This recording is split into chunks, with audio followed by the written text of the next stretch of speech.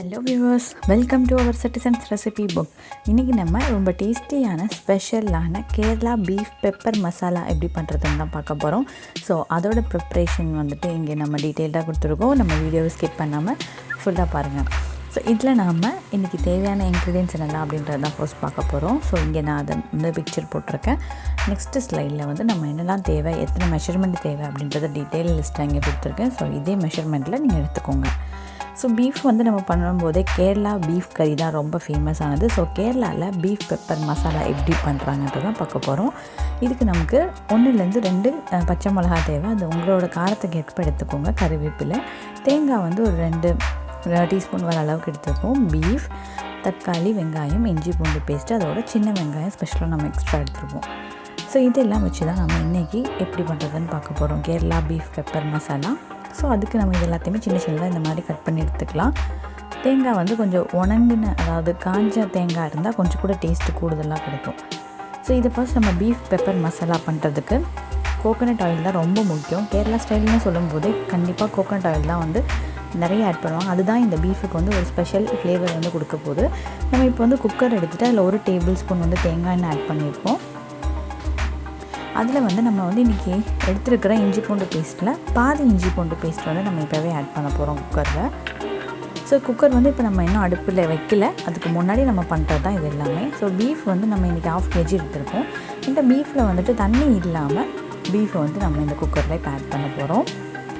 மசாலா எல்லாமே நம்ம ஆட் பண்ணி முடிச்சுட்டு தான் நம்ம வந்து இதை விசிலுக்கு வந்து வைக்க போகிறோம். இடத்துல ரொம்ப சிம்பிளான ஒரு ப்ரொசீஜர் தான். நீங்கள் இந்த வெஜிடபிள் மாத்திரம் கட் பண்ணி வச்சிட்டிங்கன்னா ரொம்ப ஈஸியாக நம்ம வந்து பண்ணி முடிக்கக்கூடிய ஒரு ஸ்பெஷலான டிஷ் தான் வந்துட்டு Kerala beef pepper masala. So நம்ம கட் பண்ணியிருக்கிற தக்காளியிலையும் 1/2 the amount தக்காளி வந்து நம்ம இப்போவே வந்து ஆட் பண்ணுறோம். ஸோ இது எல்லாமே ஆட் பண்ணி முடிச்சுட்டு நம்ம வந்து விசில் வச்சுட்டு அதுக்கப்புறம் தான் நம்ம வந்து செப்பரேட்டாக பீஃப் வந்து பண்ண போகிறோம். ஸோ நம்ம பீஃப் கிடைக்கிறத பொறுத்து தான் நம்ம விசில் வைக்கிற அளவு வந்து மாறுபடும். ஸோ இது நம்ம கருவேப்பிலை ஆட் பண்ணுறோம். 2 ஸ்டிக் வந்து நான் எடுத்திருக்கேன். கருவேப்பிலை நம்ம எவ்வளோ தூரம் ஆட் பண்ணுறோமோ அதுக்கேற்ற மாதிரி நல்ல மணமும் இருக்கும். பின்னி நம்ம எடுத்துருக்கிறது சின்ன வெங்காயம் ஆட் பண்ணுறதுக்கு ஏற்ற மாதிரி நல்ல டேஸ்ட் கிடைக்கும். நம்ம கட் பண்ணவே தேவையில்லை, அப்படியே ஃபுல்லாக ஆட் பண்ணிடலாம். நெக்ஸ்ட்டு நம்ம தேங்காய் வந்து ஒரு டீஸ்பூன் 2 டீஸ்பூன் வந்து நமக்கு தேவையான மாதிரி எடுத்துருக்கோம். அதில் 1/2 the amount வந்து நம்ம இப்போ இதில் ஆட் பண்ணிடுறோம். நீங்கள் தேங்காய் வந்து நிறைய சேர்ப்பீங்க, நிறைய இஷ்டம்னா நீங்கள் இன்னும் கொஞ்சம் கூட எடுத்துக்கலாம். ஸோ இதில் வந்து நம்ம இப்போ கொஞ்சமாக போட்டால் போதும். இப்போ நம்ம வந்து இந்த பீஃபில் பிடிக்கிறதுக்காக கொஞ்சமாக உப்பு ஆட் பண்ணுறோம். அது ஒரு 1/2 டீஸ்பூன் அளவுக்கு தான் ஆட் பண்ணியிருக்கோம். பின் நம்ம இங்கே நான் 1 பச்சை மிளகா தான் ஆட் பண்ணியிருக்கேன். பெரிய பச்சை மிளகா, இது காரம் நிறைய இருக்கிறதுனால நான் 1 தான் ஆட் பண்ணியிருக்கேன். உங்களுக்கு ஸ்பைசி நிறைய வேணால் நீங்கள் இன்னொன்று கூட ஆட் பண்ணிக்கலாம்.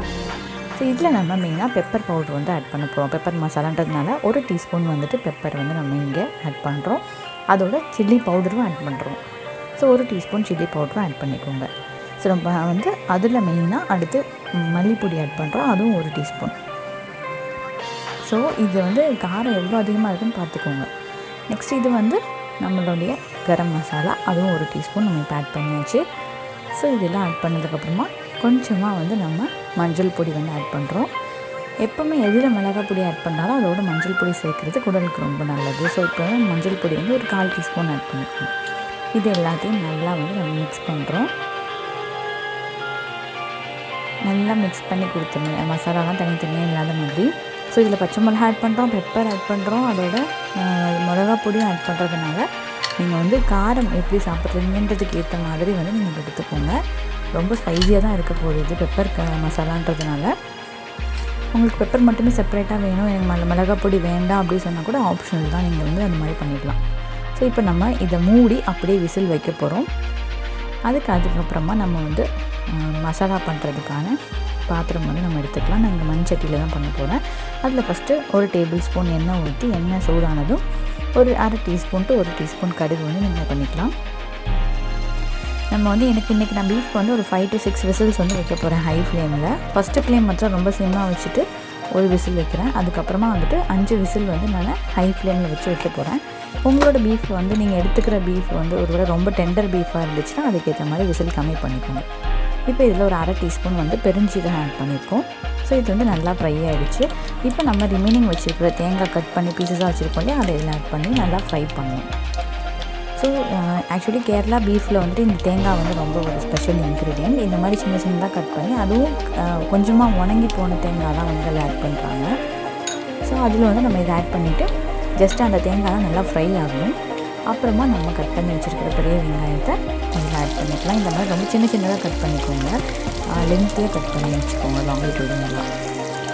ஸோ இதை நல்லா கட் பண்ணிவிட்டு வெங்காயம் வந்து கொஞ்சம் நல்லா வதங்கணும். அதுக்கப்புறம் நம்ம இதில் கொஞ்சம் கருவேப்பிலை ஆட் பண்ண போகிறோம். ஒரு ஸ்டிக் நம்ம அங்கேயே ஆட் பண்ணிட்டோம், இன்னொரு ஸ்டிக் ஆஃப் கருவேப்பிலை நான் இங்கே ஆட் பண்ணியிருக்கேன். ஸோ கருவேப்பிலை வந்து நம்ம ஆட் பண்ணி முடிச்சதுக்கப்புறம் இதை நல்லா வந்து வதக்கணும். இப்போ நம்ம ரிமைனிங் வச்சுருந்த இஞ்சி பூண்டு பேஸ்ட் வந்து நம்ம இதில் ஆட் பண்ண போகிறோம். ஸோ நம்ம அதனால தான் ஃபஸ்ட்டு பாதி போட்டோம். இப்போ இஞ்சி பூண்டு பேஸ்ட்டோட பச்சை ஸ்மெல் போயிடுச்சு. அதுக்கப்புறம் ரிமைனிங் தக்காளியை வந்து நம்ம இங்கே ஆட் பண்ணுறோம். அதில் ஆட் பண்ண அதே தக்காளியோட ரிமைனிங் அமௌண்ட் தான் நம்ம இங்கே ஆட் பண்ணுறோம். புதுசாக வேறு தக்காளி நம்ம எடுக்கல. ஸோ இது வந்து எப்படி இருக்கணும்னா நல்லா வந்து ஒரு வெந்து எல்லாமே வெங்காயம் தக்காளி வேகிறதுக்காக கொஞ்சமாக உப்பு ஆட் பண்ணியிருக்கோம். ஞாபகம் வச்சுக்கோம், அங்கேயே நம்ம வந்து பீஃப்காக கொஞ்சம் உப்பு ஆட் பண்ணியாச்சு. ஸோ ரொம்ப அதிகமாக ஆட் பண்ணக்கூடாது. இப்போ நம்ம பீஃப் வந்து எப்படி இருக்குதுன்னு பார்க்கலாம். நல்லா வந்து பீஃப் சூப்பராக வெந்திருக்கு. அதை பாருங்கள், நம்ம தண்ணியே ஆட் பண்ணலாம், எவ்வளோ தண்ணி வந்திருக்குன்னு. ஸோ பீஃப் நிறைய தண்ணி விடும், அதனால தான் நம்ம தண்ணியே ஆட் பண்ணல அதில். ஸோ இப்போ நம்ம பீஃபை மாற்றி வச்சுட்டு நம்மளோட மசாலா வந்து கொஞ்சம் கூட வேக வைக்கணும். தக்காளி வந்து நல்லா மசிஞ்சு வர்றதுக்காக நம்ம என்ன பண்ணலாம்னா கொஞ்சம் நேரம் வந்து மூடி வச்சு வந்து நம்ம வேக வைக்கலாம். ஸோ க்ளோஸ் பண்ணி வச்சு வேக வச்சோன்னா ஈஸியாகவே வந்து தக்காளி நல்லா மசிஞ்சு கிடைக்கும் நமக்கு. ஸோ இப்போ ஒரு 5 மினிட்ஸ் நீங்கள் இதை மூடி வச்சு வந்து வேக வச்சிங்கன்னா போதும். ஒரு 2 to 5 மினிட்ஸ் உங்களுக்கு வந்து எவ்வளோ தூரம் நீங்கள் மசாலா எடுக்கிறீங்களோ அதுக்கேற்ற மாதிரி டைமிங் பார்த்துக்கோங்க. ஸோ இப்போ இங்கே நான் அதில் ஆட் பண்ண போகிறது என்னென்னா நம்மளோட பீஃப் பீசஸை மட்டும் நான் இங்கே எடுத்திருக்கேன். அந்த தண்ணி வந்து ஆட் பண்ணல. ஸோ பீஃப் பீசஸ் மாத்திரம் எடுத்து நம்ம இந்த மசாலாவில் வந்து ஆட் பண்ணுறோம். ஆட் பண்ணி நல்லா மசாலாவும் பீஃபும் மிக்ஸ் ஆகிற மாதிரி நல்லா மிக்ஸ் பண்ணி கொடுங்க. நம்ம வந்து ஆல்ரெடி பீஃப்லேயும் உப்பு போட்டிருக்கோம். ஸோ இந்த மசாலாவுக்கு கொஞ்சம் உப்பு போட்டிருக்கோம். ஸோ ரெண்டுலேயுமே ஆக்சுவலி வந்து உப்பு வந்து இருக்கும். அதுக்கப்புறமா வந்து உப்பு வேணும் அப்படின்னா நீங்கள் டேஸ்ட் பண்ணி பார்த்துட்டு ஆட் பண்ணிக்கோங்க. ஸோ ரெண்டுலேயுமே ஒரு மினிமம் குவான்டிட்டி ஆஃப் உப்பு தான் நம்ம ஆட் பண்ணியிருக்கோம். இங்கே திரும்பியும் வந்து நம்ம கொஞ்சமாக ஒரு கரம் மசாலா வந்து இந்த மசாலாவுக்காக ஆட் பண்ணுறோம். ஒரு 1/4 டீஸ்பூன் வரைக்கும் ஆட் பண்ணிக்கலாம். திரும்பி 1 டீஸ்பூன் ஆஃப் பெப்பர் நம்ம ஆட் பண்ணுறோம். உப்பு கொஞ்சம் தேவையான அளவு நம்ம இதில் ஆட் பண்ணிக்கிறோம். இது எல்லாத்தையும் நல்லா மிக்ஸ் பண்ணணும். இப்போ மிக்ஸ் பண்ணி இந்த பீஃப் கொஞ்சம் வெந்துருச்சு, நல்லா கொதி வந்துருச்சு பாருங்கள். அதுக்கப்புறம் நம்ம குக்கரில் அந்த தண்ணி விட்டுறக்கூடிய பீஃப் அந்த தண்ணியை வந்து நம்ம அதுக்கப்புறமா இப்போ தான் ஆட் பண்ண போகிறோம்.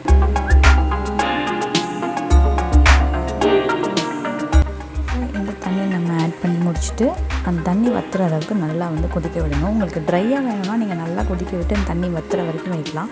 இல்லை கிரேவியாக வேணும் அப்படின்னா நீங்கள் அந்த தண்ணியோடவே வந்துட்டு கொஞ்சம் கொதி வந்ததுக்கப்புறமா இறக்கிக்கலாம். ஸோ இவ்வளோ தான் நம்மளோட டேஸ்டியான பீஃப் பெப்பர் மசாலா கேரளா ஸ்டைலில் நம்ம இங்கே பண்ணியாச்சு.